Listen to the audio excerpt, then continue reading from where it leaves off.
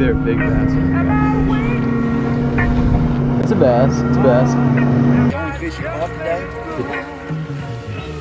Oh, yeah. That's the biggest fish he's ever caught. Hey, coming up, Daniel Jenkins, 6 on the board, top weight this hour is 5'10". All right, here we go. I think we're going to have a new leader for hour 4.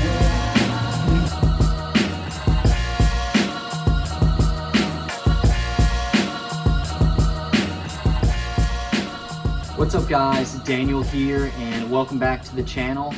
If you guys didn't know, there was a big bass bash 1 week ago at Smith Mountain Lake and your boy ended up dropping a 6.84 pound largemouth on the scales and I ended up placing 3rd in the entire tournament. I've heard estimates that there were roughly 2,000 people fishing between Friday, Saturday, and Sunday overall, and to finish 3rd overall, 1st in my hour is pretty dang crazy. I'm $1,000 richer, and I was this close to getting a new boat, which is kind of insane. I mean, I like my boat right now. It's a little 18-foot with a 150, but a brand new boat would be pretty cool, considering this is a 1993. But regardless, I'm happy. I cut a check, and what I wanted to do is create this video, show you guys some footage of the tournament, and really just kind of explain how I attacked the lake, what my thought process was, because I fished Saturday and Sunday, and the temperatures changed, the weather completely changed, and you know what I did and what I thought those fish were going to be doing, you know, during the span of the weekend. So sit back, relax, grab yourself a nice drink, and I'm about to explain some things. So going into this tournament was completely different than any other tournament I've ever fished, period. I've never fished a big bass before, and to completely change your mindset of I need to catch 5 good ones to I need to catch 1 giant. One bite is going to make or break your entire weekend. It is pretty crazy. So going into it, I like Smith Mountain Lake. It always treats me pretty rough, I'd say. I never do that great, although it is a beautiful lake. I know there's good fish in there. I have not been able to pinpoint them every time I go, which is something that frustrates me, but also makes me want to go back and keep fishing it. And I just knew that going into this tournament, I had to be really mentally strong. So as I was saying, 1 bite is going to make or break you. And it's a pretty crazy feeling. There were 2 plans of attack for me. It was try to find a decent amount of smaller bites, aka like 3.5 pounds to like the 5 pound range, and cut a check or 2, not place first place in the hour, not win the boat, but just make your entry fees back. Or the other method was go big or go home. Throw a big bait, hit high percentage spots for big fish, and know you're not really going to catch much at all over the weekend, but if you do catch one, it's going to be really good. So when I first started, I knew the water temperatures were 68 to 72, and that was still pretty dang warm. A lot of people thought that they were going to be going into the fall transition, and I'm sure in some parts of the lake they totally were. They were chasing bait, they were up shallow. But when I went out on the lake, I really found them deeper. The first day when Cooper and I looked around, I wanted to fish deep, hit my deep humps, my deep points, and then if I didn't find anything, I'd go shallow. I'd start cranking, I'd start throwing a fluke, swim bait, all those types of things. And the first day was Saturday. Nice. I went out, and as you guys are going to see, we found fish deep. We found some pretty decent fish deep. I think he's not very big, but I haven't gotten very big.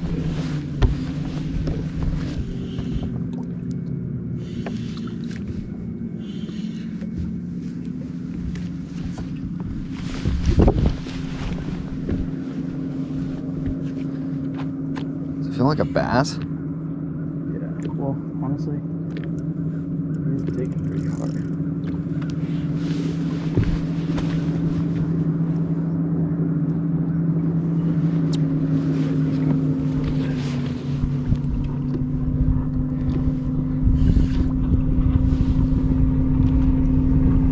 It's either a big bass or a catfish. It's a bass. It's a bass.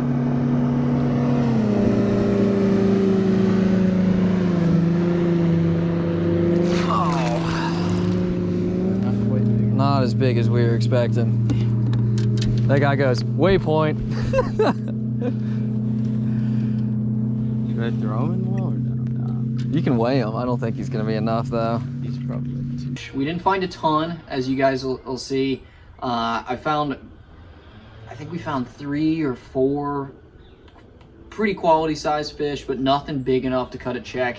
And my GoPro ended up freaking out on me, so the SD card was corrupt, wouldn't turn on. So I only had footage from the morning and the midday section, and then it cuts out on me. Ooh, in the morning. Right. That one. Wow, good.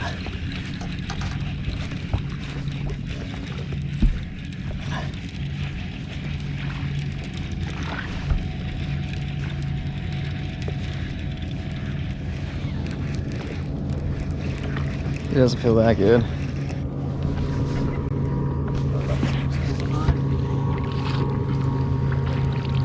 Oh, he's fat. He's bigger. Short and stocky, man. Yeah. He's got a little birthmark on the side of him. Might as well just throw him in the boat. If we were fishing a regular tournament, we'd be in pretty good standings right now, man. I just got a bite. You just missed one. Spot lock.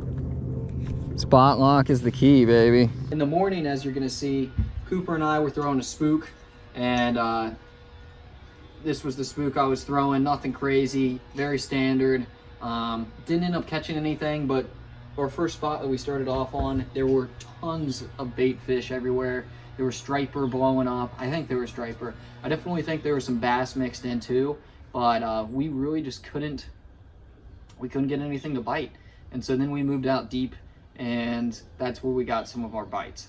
Although it was a perfect weather day, we really just didn't get on any big fish. And that was definitely a bummer, but I knew going into Sunday, I still had a full day of fishing ahead of me. Now, the conditions were gonna change. I had Cooper in the boat with me on Saturday, which is great because it keeps you mentally stronger, in my opinion, when you have somebody else to talk to, bounce theories off of, bounce questions to, and just, I think it definitely keeps you in a better mood when you have somebody else to talk to. And that's something I'm really gonna struggle with on Sunday. Now, Sunday, I ended up fishing by myself. Cooper fished with Blake, one of our buddies who ended up fishing by himself on Saturday. So Sunday comes around, and I am just kind of feeling discouraged. I know that I need to be mentally there, but I get out on the water late. I probably throw my first cast at like 7:15, 7:20 in the morning. And it was just, I don't know why, I was in kind of a funk. Now, the weather on Saturday was great, but Sunday, it's pouring down rain, and the high was like 45, maybe. I didn't have gloves. Luckily, I had really good rain gear. Sims, my rain jacket and bibs were awesome, kept me dry there.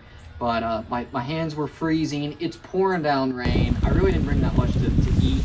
I remember at like 10 o'clock in the morning, I was standing there huddling over like a bag of goldfish, just reaching in. They're like soggy goldfish piling into my face just because the weather was terrible. I mean, it just really was not good. So Sunday, I just put my head down and I'm like, look, I'm gonna grind and I'm gonna find those deep fish, because we found deep fish Saturday. The only quality we found was deep on Saturday. And at the end of Saturday, we tried going shallow. We flipped a couple docks, stuff like that. The only thing I got was a whiff on some swim baits. And I think I caught maybe 2 or 3 on swim baits, and they were all dinks.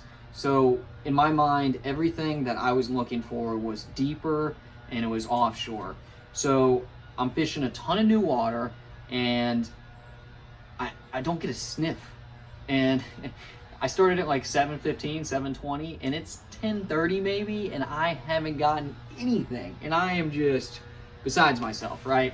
I don't have anybody to talk to. It's pouring down rain. Everything's wet. I can't even pull out my phone without it getting full of water. I tried calling people, and you can barely hear them. I was having to do the speak to text because my hands were so freaking cold I couldn't text. Right, so I'm in a terrible mood. And I've been fishing points. What I was using for those points and what I use for my offshore stuff is a missile baits destroyer. So as you guys can see, right there, hopefully, Missile Baits Destroyer and Watermelon Red, just Texas rigged, right? I don't know what size hook this is. It's either a 4 or 5/0 hook, wide gap, and this is just my go-to bait, right? This is just awesome. I don't know why I got a ton of confidence in this bait. I'm fishing it on a Dobyns Champion 704 right there, and it is one heck of a combo. Sniff. And I'm mainly running new water, so I decided to go way up in this creek because there's this last little point surrounded by deep water in this creek. I roll up there, no boats, luckily, and I'm looking at it and it just doesn't seem good. I scan it, there's nothing on it, there's no brush, there's no rock. I'm not really marking a ton of bait. And while I'm scanning it, I look over and I see this bank. And it's the last deep bank in this creek, right? Really deep bank where the channel just comes and then the channel kind of ends and the fingers keep going, but there's this last really deep 200-yard stretch of bank. And the entire bank is covered in laydown. And I'm sitting there, and I don't know why, but that bank talked to me. And it spoke, and it was like, put your head down, tie on the jig, and start flipping all that cover. And I'm not a jig fisherman, like not at all. I hate jig fishing, honestly. You can look at my jig box right now, I couldn't tell you what brands I have, mainly. It's just a hodgepodge of crap. Half the hooks are probably rusty because I don't use them. But for whatever reason, I saw that bank, and I was like, that's it. It's what I need to go and look at, and I'm just gonna go fishing. I've been fishing 4 hours deep with no bites and no success, so it's not gonna hurt me. And I end up tying on a Missile Baits Ike's Miniflip. I got that paired on my Dobyns, actually, whoa, wrong rod, right here. So, and I've got that paired on my Dobyns 733. Probably not the best rod for it, but the 704 would probably be better, but this is what I had, and this is what I put it on. I just bought this Shimano DC, as you guys can see. It's an absolutely beautiful reel, and for me, I stink at bait casters, so this is my bread and butter. I don't have to be that good, I just have to know where I want to cast and set it to the right setting, and I'm freaking good to go. So I bought this right before the tournament. I've caught like maybe one fish on it, and that fish was on Saturday. And so I was throwing a finesse swim bait on it on Saturday, which was not the right application, but I had my drag set really lightly. So I switch over, I tie on this jig, and I start fishing this bank. I throw this Ike's Miniflip with the Missile Baits Crawfather out. And the only reason I even have this jig is because I worked for Missile, intern for them one summer, and it was probably laying around, and I probably nabbed it off one of the counters, right? Like, I am not a jig fisherman. It looks absolutely amazing. This is California Love is the color, and it's watermelon red crawfather. I mean, it looks great. I mean, it really does, but I just don't have the confidence in myself throwing a jig. But I chuck it out there, flip it in a few times, and I'm, maybe a quarter way down this bank. I haven't gotten anything, and all of a sudden I flip in. Granted, it's raining, cold, whatever. I'm not paying attention. All of a sudden I look up and I go to reel and it's slack, and I see my line start to swim out in the water. And I'm so excited. I haven't gotten a bite all day. I'm not even thinking straight. I just set the hook. I don't even reel up all the slack in my line. I just absolutely wail on it. Luckily, I get the fish, but I didn't tune my drag, change my drag from my light swim bait that I was throwing on it yesterday, and it slips like a moe, right? Like, it slips like a foot, maybe a foot and a half. No baby slip, but like a big one. Somehow, I still get a hook in the fish. I'm fighting it. It like dives underneath the boat. My rod is like bent all the way over. Like, I'm almost worried it's gonna snap because I've got it like against the side of the boat and the rod's all the way down. And then that fish swims all the way out, back to the trees, rip and drag, and it's all I can do to hold it from getting into that tree line, because as soon as that fish gets in those trees, it's gone. Like, it's no question about it, it's breaking me off. I'm throwing 16-pound sunline, and it's good, but it can't hold up to a big fish wrapping around a tree and swimming like with all its might, right?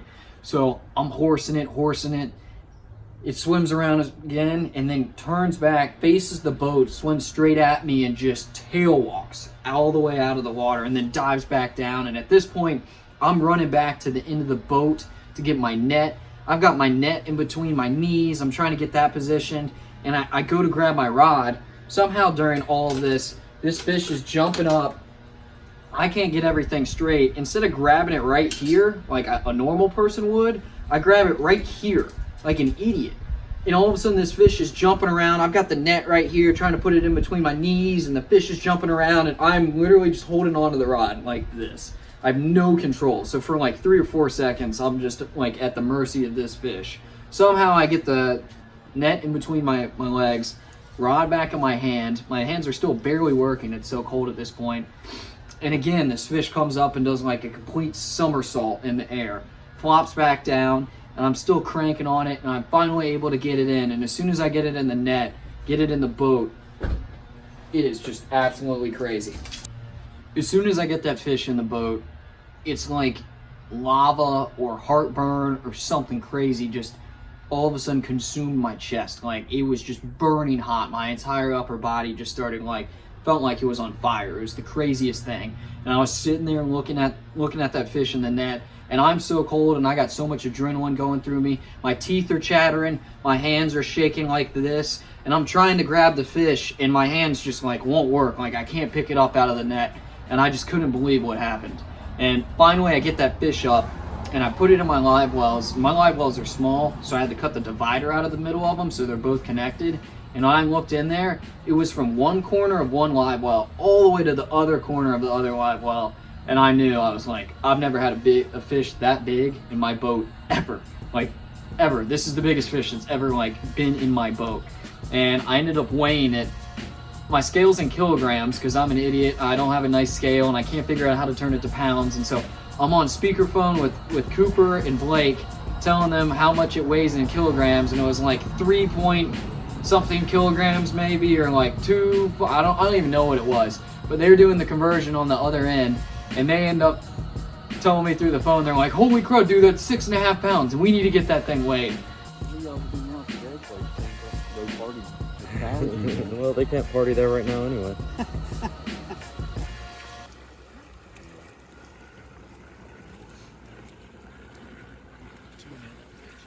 That was the only fish you caught today? Oh, yeah. That's the biggest fish he's ever caught. Oh, really? Yeah. Officially weighed PB is only like 5.5 or 5. Good So job. that's it right there. Yeah. Seat in my mom's car when she finally had enough and turned off radio to make a left on country drive. All right, here we go. I think we're going to have a new leader for hour 4.